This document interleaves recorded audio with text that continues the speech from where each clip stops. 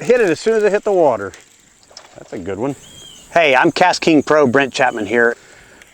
A topwater bait when you didn't even know it, right?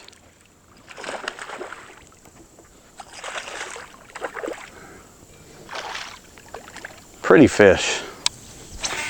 Okay, so we're throwing a big topwater bait here in the fall, and just a great way to catch them. But you know, rod and reel are so important as well. And the rod I'm using here is it's a KastKing Speed Demon Pro. This is a 7/6 swim bait rod, but it's got the right tip action and backbone for these big topwater baits. You know, you can see I'm making really long casts, and even that, when these big fish bite it, I've got the leverage to, you know, to get these fish in. And I've paired it up with a KastKing Bassinator Elite reel. This is a 8-to-1 gear ratio reel. This is you know, a higher gear ratio reel is important because, you know, one, you're working this topwater bait pretty fast, but two, when those fish bite it, you want to be able to take up a lot of line in a hurry. And you know, you don't want to overwork yourself and wear yourself out. You know, if you're throwing this on a slower gear ratio reel just that much faster, you've got to reel the bait to keep it up on the surface. And then I've got this paired up with 50-pound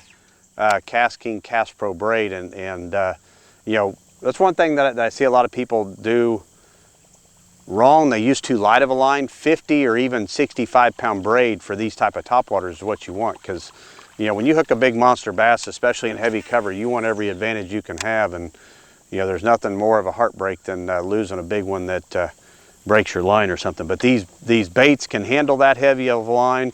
The rods, the reels can handle it. So you want to give yourself you know, the biggest advantage you can to put these fish in the boat. And with this rod reel setup and line setup, I've got the best advantage I can get.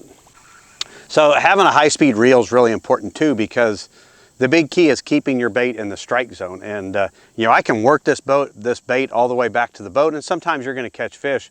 But for me, I prefer to keep it in the strike zone, and usually that's within a couple feet of the key pieces of cover. Here it's the shoreline and these occasional bushes. But you know, so I throw that bait up there.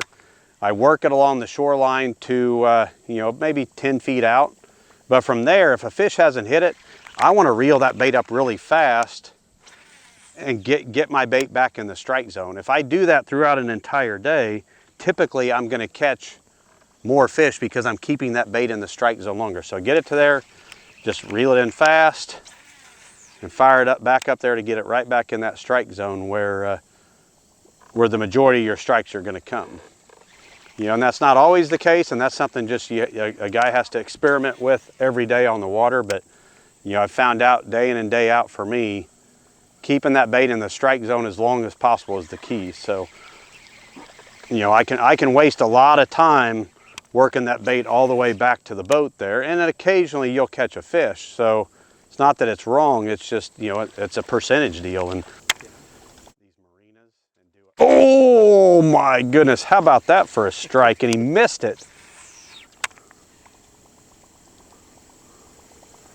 So okay, here's a really good tip when you're fishing topwaters. You always want to have a follow-up bait.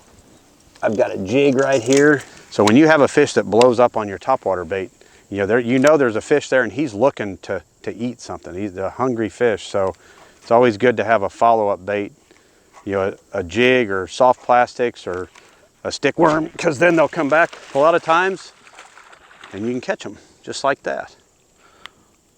So that's why it's always good to have a follow-up bait. You know where that fish is, and you know, we had him, he came up, missed my topwater lure, but pitched the jig right back in there, and boom, another one in the boat.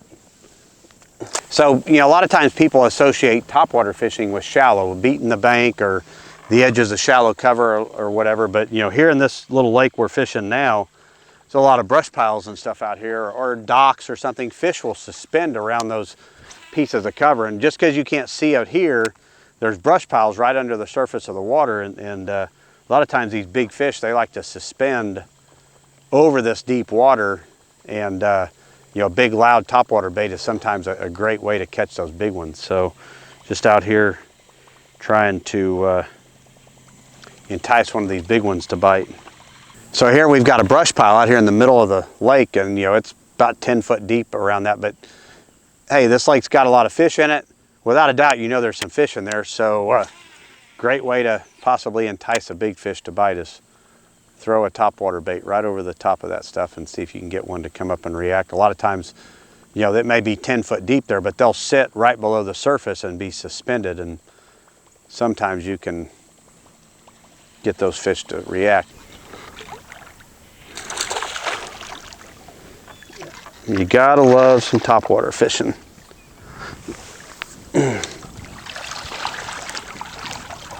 Come here, fish. Oh yeah. Beauty.